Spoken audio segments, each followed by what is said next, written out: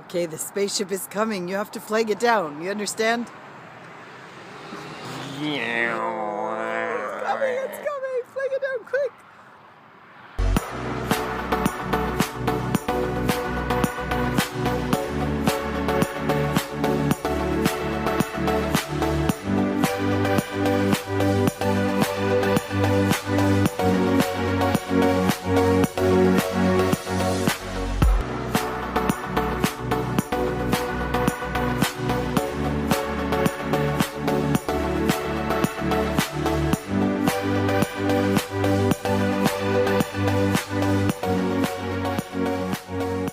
Dear yogis, on busy days in overfull lives, we, as people, can regularly feel overwhelmed.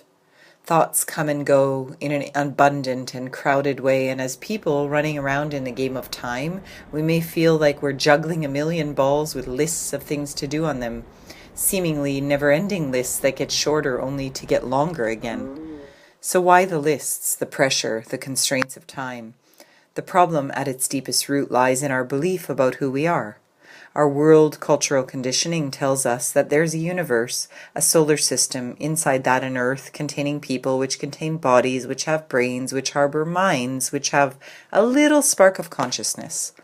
We believe that we are a person and a bit of consciousness that seems to come and go. And that means that our whole identity is wrapped up in an inconstant body-mind which is bound by space and time and is, by its nature, unreliable, continually changing, intermittently moody, and destined to inevitable death.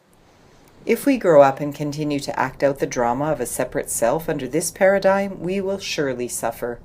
For we invest our entire identity on objects, thoughts, feelings, and sensations, which are at best totally unpredictable and wrought with fear and lack.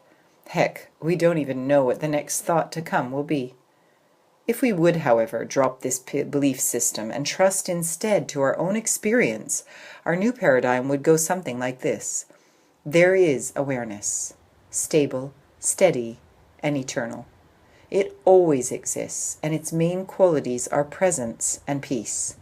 Truly, you've always known yourself to be this, throughout your whole life. There has been a knowing presence in every experience you've ever had, irregardless of if that experience was enjoyed or resisted by the person you believed yourself to be at that particular moment. In this model, awareness is not contained by a universe. It, rather, is awareness which contains the universe, which holds in it a solar system, which contains an earth inhabited by people, who sometimes have bodies, contain brains, harbor minds, thoughts, and all the experiences that occur within awareness itself. As lovers of truth, our self-examination brings us to this understanding. The crazy juggle and overwhelm that people usually feel is considered normal to body-minds stuck in time and space. But for the sage, the one who awakens to his true nature, that story stops, and existence is experienced anew. An imagined world of desire, resistance, and the suffering they bring comes to an end the moment we realize ourselves to be the light and the heart of pure awareness itself. So how do we wake up? How do we be knowingly who we truly are in this moment, and in every moment? The start of this awakening happens all by itself the moment that we stop subscribing to the agenda of a separate self who continually desires something other than what is.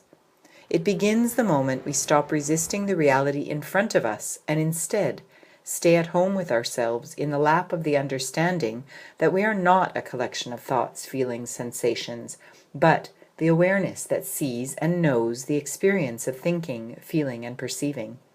We are not the story, but the one who is aware of the storyline playing itself out. Two things come with this self-realization. First, completely being here for the experience as it occurs. Second, being aware of ourselves as awareness as the experience is occurring. So when we wake up, we realize both our eternal presence and our pure consciousness.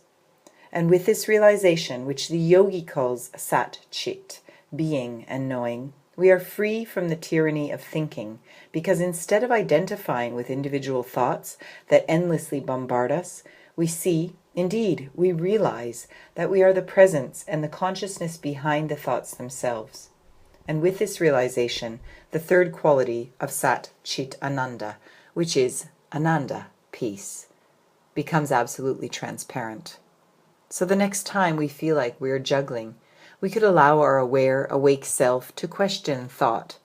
Who is juggling? We thus stop each story in its tracks. And then if we do want to juggle, it'll just be for the fun of it and our pure celebration of life. Om Shanti.